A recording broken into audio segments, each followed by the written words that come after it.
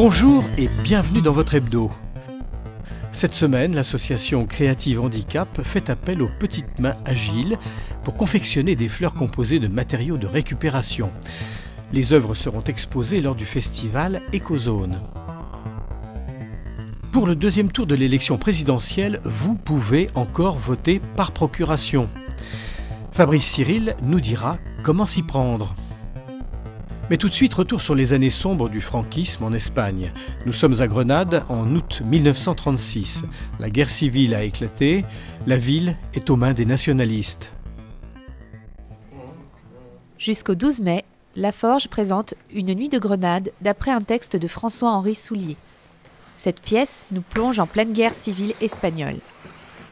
Un soir d'août 1936, le célèbre musicien Manuel de Falla vient d'apprendre l'arrestation par les troupes franquistes du poète Federico García Lorca. Il se rend au bureau du gouverneur José Valdés Guzmán pour demander la libération de son ami. Vous vouliez des nouvelles de García Lorca? Vous allez en avoir, tenez. Lisez, Calderon. Mardi 16 août 1936. Il a été procédé à l'arrestation de M. Federico García Lorca dans la maison appartenant à... tout ça, lisez directement la lettre de dénonciation. Aux autorités compétentes de Grenade. En tant que nationaliste et patriote, participant dès la première heure au soulèvement national, mon devoir de citoyen est d'informer les autorités des faits concernant les agissements du nommé Federico García Lorca. Connu pour son œuvre littéraire subversive et de nature à pervertir le peuple par le poison de son idéologie marxiste, judéo-maçonnique, il a fait plus de mal avec ses livres que d'autres avec des revolvers. L'individu Lorca a approuvé l'assassinat de Calvo Sotelo par les terroristes rouges. C'est un petit peu l'occasion pour l'auteur et moi-même, évidemment, de montrer, de faire apparaître par le moyen du théâtre cette confrontation entre l'artiste et le pouvoir totalitaire. Ou comment un pouvoir totalitaire s'ancre et s'instaure petit à petit, souvent insidieusement, pouvoir montrer ces mécanismes de la pensée totalitaire qui s'installe par le moyen du théâtre, à travers cette confrontation entre ce grand compositeur et le représentant du franquisme, José Valdés Guzmán. Eh bien, que dites-vous de tout cela? Ma foi, j'en dis que tout cela est bien mal écrit. Le style est emphatique, prétentieux, sans parler de la grammaire défaillante. Je ne vous demande pas votre avis sur la forme, mais sur le fond de cette lettre, c'est tout ce qui m'intéresse. Il ne s'agit pas d'un débat artistique. Certes, monsieur le gouverneur, certes. Rassurez-vous, je ne m'y trompe pas. Ce vieux débat sur le fond et la forme n'a d'ailleurs pas de sens à mes yeux.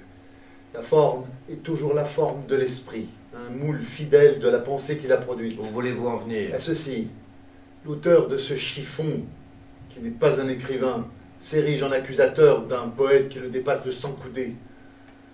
Nos œuvres sont notre trace. La trace de M. Lorca est celle d'une étoile, tandis que cette traînée de bave est celle d'une limace. Que voulez-vous que vaille l'opinion d'une limace qui jugerait une étoile? Cette lettre renferme des faits avérés, des accusations. Alors évidemment, on peut penser à des situations aujourd'hui, pas forcément centrées sur la France, mais dans d'autres pays, on assiste à des montées du populisme, le mensonge en politique, la corruption, enfin tous ces mécanismes, le fait qu'on donne du prêt à penser comme ça, où on communique beaucoup par slogan, où on n'approfondit rien, où l'information est survolée comme ça en permanence, simplement animée par le côté sensationnel des choses. Tous ces mécanismes-là où on tend à ce que les gens ne pensent plus et qui aboutit à une situation pré-totalitaire. Moi, ce que j'ai voulu, c'est essayer de comprendre comment ça peut arriver et surtout pas se dire que non, c'est arrivé, mais ça n'arrivera plus. Voilà, il faut essayer de tirer les leçons du passé et d'apprendre de l'histoire. Ici, on récupère et on recycle. La ressourcerie accueillait le 26 avril un atelier créatif destiné à Fleurir Écozone, le festival nantérien de l'écologie qui se déroulera du 15 au 21 mai. Cette année, les consommateurs seront à l'honneur. Nous, on a décidé de l'aborder par le prisme du faire soi-même.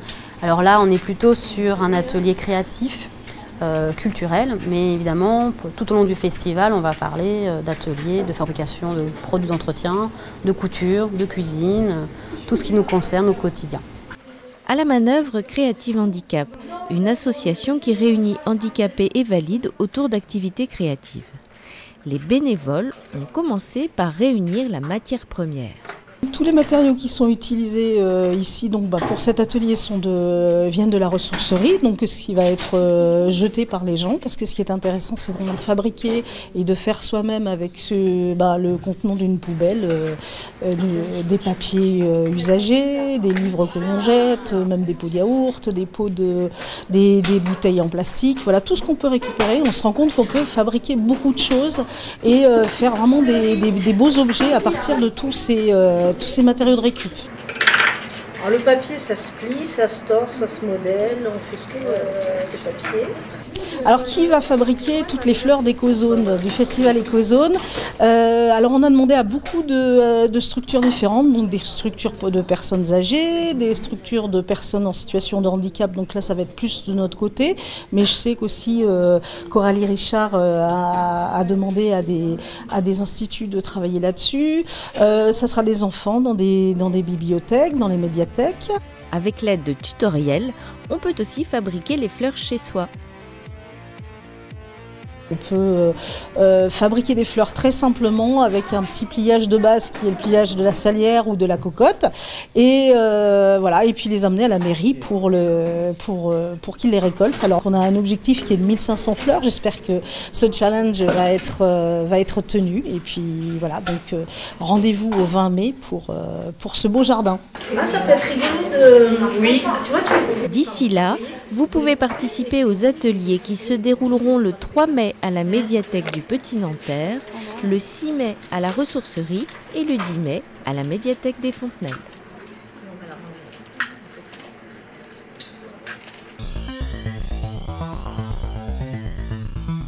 Deuxième titre de la semaine pour Nanterre 92, les basketteurs de Nanterre ont remporté la FIBA Eurocup. Après la Coupe de France, ils sont donc champions d'Europe. Ça claque.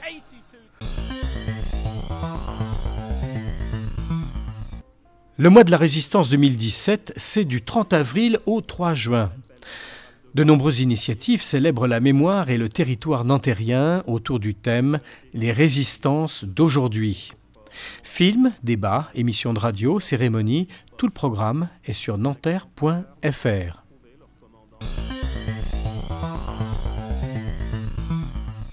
Tours et détours, histoire de la défense 1889-1989. Proposée par les archives départementales, cette exposition balaie 100 ans de métamorphose de ce secteur emblématique de l'Ouest parisien. À voir jusqu'au 30 juin, du lundi au vendredi, de 9h à 18h.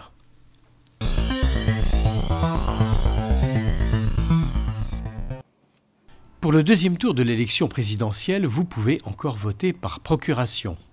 Alors, comment s'y prendre ?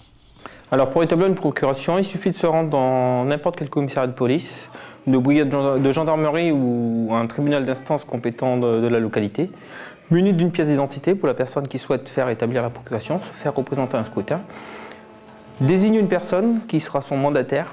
Cette personne ne peut être désignée qu'une seule fois et doit être inscrite sur la même liste électorale de la même ville du mandant.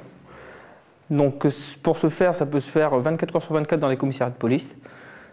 Et ça peut se faire jusqu'à midi, la veille du scrutin. Il faut que le mandant et le mandataire soient inscrits dans la même ville et que le mandataire se déplace dans le bureau de vote du mandant, c'est-à-dire de la personne qu'il a désignée, pour pouvoir procéder au vote.